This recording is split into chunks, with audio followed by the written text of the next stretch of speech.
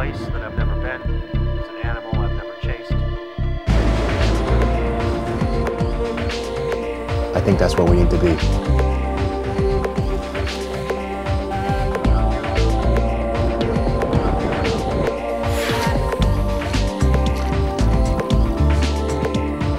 So another decision. Oh my God.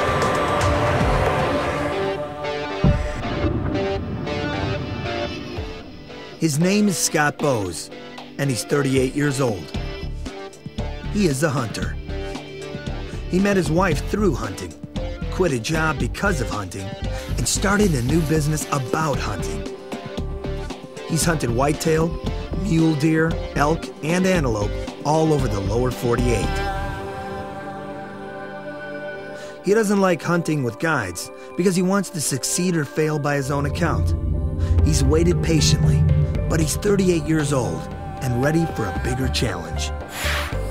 So he's going on a caribou hunt in a remote section of Alaska, and he's doing it alone. Once airborne, flying over the Bering Sea coast, the enormity of this adventure begins to sink in. No sign of life, not a town, house, road, not even a phone line for hundreds of miles is visible. And I have been on some more remote type trips, do-it-yourself adventures where you go out into the wilderness and set a camp for a few days, but nothing can compare to this. I mean, we jumped on a plane and flew 600 miles and got dropped off. Now that's remote.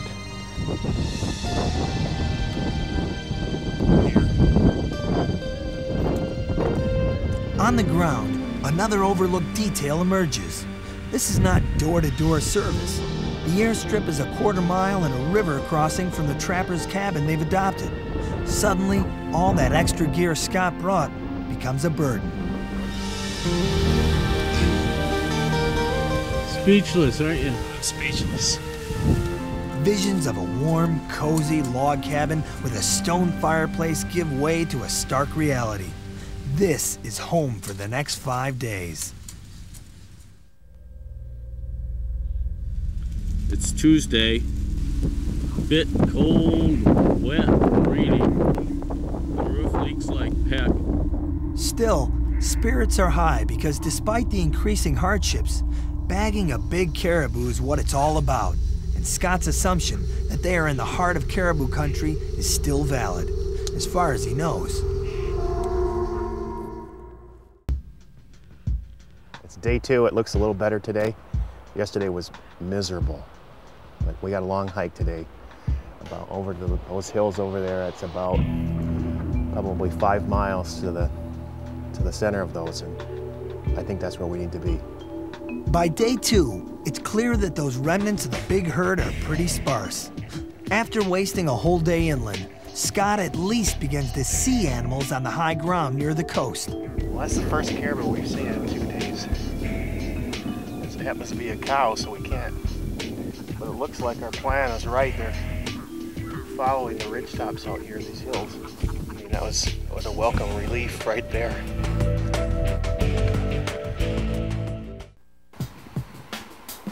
What soft, wet light through yonder window breaks.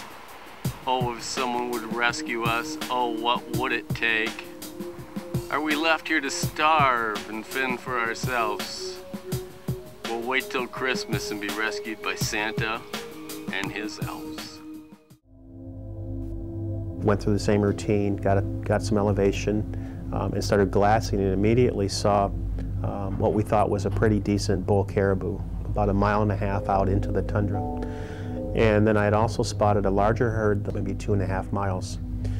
And so I had assessed a game plan that we would investigate, or at least get close enough to that first bull to see if it was, if it was an animal that we should take. If not, and the wind was still in our favor, we would pursue the herd. Yeah, the herd is out there. So we're all right. So our gamble paid off. They didn't move.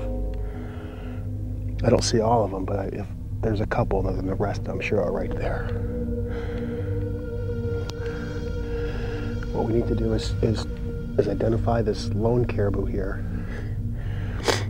He's out of sight right now. I've got a mental picture of where he's at in the bush from our vantage point. And hopefully between those two strategies, we were going to be successful. There's the lone caribou that we had been looking for. Just went behind the green bush. He just, yeah. Looks like where he's moving over to the herd, so we're going to be on the back side of him, which isn't necessarily the best place to be, because we're going to be playing catch up, and that's kind of hard. And as it turned out, the closer we got to that first animal that we thought was a lone bull, there was two other bulls with it. We just couldn't see them in the alders.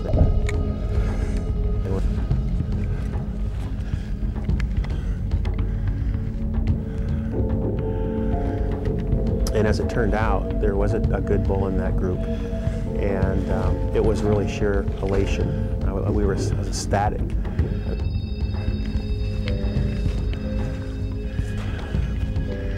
I need a higher spot.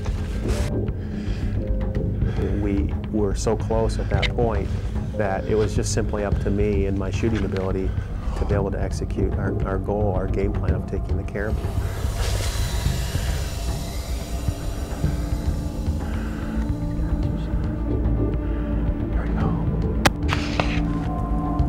And I did. Oh, baby! I was just absolutely ecstatic with my first caribou ever.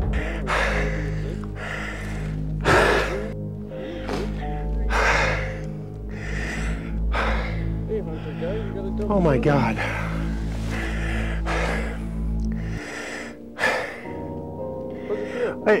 I'm speechless. That was the most excitement I've ever had in all the years I've hunted. I mean, we have worked our butt off